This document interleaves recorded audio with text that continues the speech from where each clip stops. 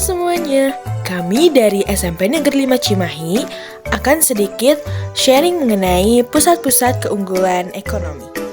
Anggota kelompoknya terdiri dari Agis, Anissa, Salsabila, dan Zalfa. Selamat menyaksikan! Indonesia mempunyai banyak keunggulan dalam bidang ekonomi. Keunggulan ekonomi yang dimiliki oleh Indonesia dapat menjadi potensi dan peluang bagi kesejahteraan masyarakat Indonesia. Pengelolaan keunggulan ekonomi yang tepat dapat bermanfaat bagi kesejahteraan masyarakat.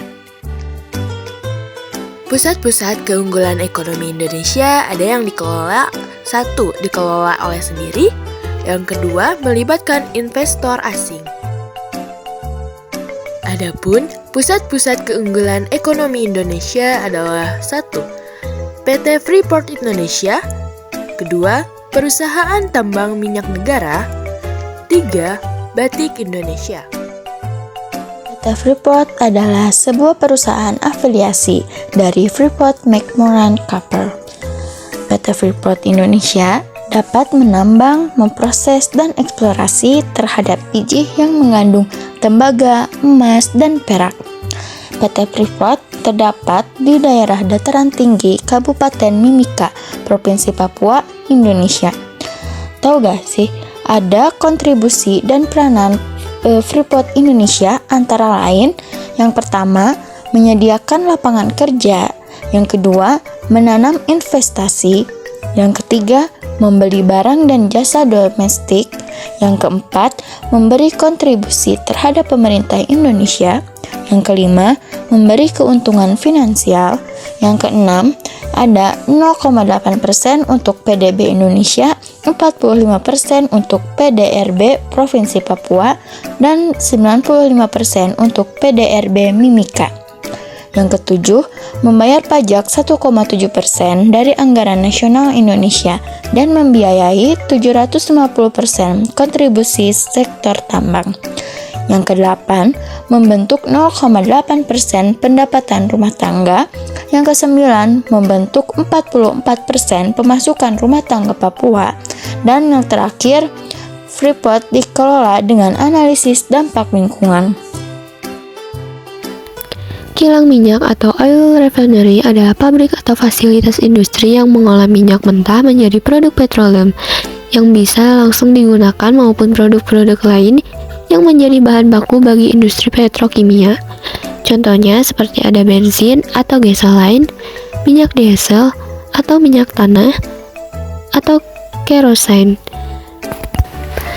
Kilang minyak merupakan fasilitas industri yang sangat kompleks dengan berbagai jenis peralatan proses dan fasilitas pendukungnya. Berikut ada beberapa contoh kilang minyak di Indonesia. Yang pertama ada Kilang Pangkalan Brandan. Kapasitas kilang ini mencapai 5.000 barel per hari. Sayangnya, kilang ini sudah tutup sejak awal 2007 karena tidak cukupnya pasokan minyak mentah maupun gas. Yang kedua ada Kilang Dumai atau Pangning di Riau. Kilang ini terintegrasi dengan kilang petrokimia dan memproduksi produk-produk petrokimia, yaitu petrokimia teraptatik asid atau PTA dan paraksilene. Yang ketiga ada Kilang Cilacap, salah satunya kilang di tanah air yang memproduksi aspal dan base oil untuk kebutuhan pembangunan infrastruktur di tanah air. Yang keempat ada Kilang Balikpapan. Tugas kilang minyak Balikpapan mengolah minyak mentah menjadi produk-produk yang siap dipasarkan, yaitu seperti BBM dan non-BBM. Yang kelima ada Kilang Kasim. Kilang BBM Kasim dibangun di atas rel seluas kurang lebih 80 hektar dan terletak di Desa Malabam, Kecamatan Seget, Kabupaten Sorong. Lokasi kilang BBM dipilih di sekitar area Petrocina dengan dasar pertimbangan sebagai berikut. A. Menghemat biaya transportasi. B. Mengurangi biaya investasi. C. Tersedianya area dengan luas yang cukup. Dan D. Jauh dari pemukiman penduduk atau hutan. Yang keenam ada Kilang Balongan. Kilang Balongan mempunyai nilai strategis dalam menjaga stabilitas pasokan BBM ke DKI Jakarta, Banten, dan sebagian Jawa Barat lainnya. Dan yang terakhir ada Kilang Cepu.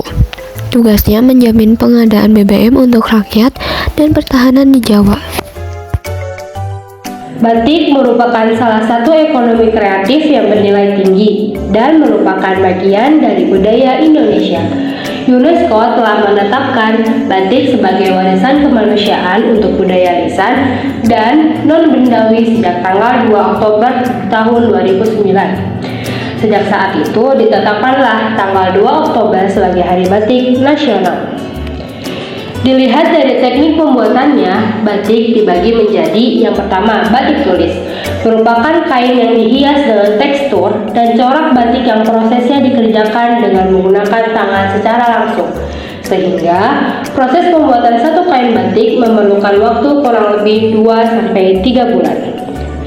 Yang kedua, batik cap, merupakan kain yang dihias dengan tekstur dan corak batik yang dibentuk dengan cap. Proses pembuatan batik ini lebih singkat daripada batik tulis, yakni 2-3 hari. Yang ketiga, batik lukis, merupakan proses pembuatan batik dengan cara melukis kain putih. Pewarnaan pada batik lukis biasanya menggunakan serat-serat alami. Nah, itulah pusat-pusat keunggulan ekonomi.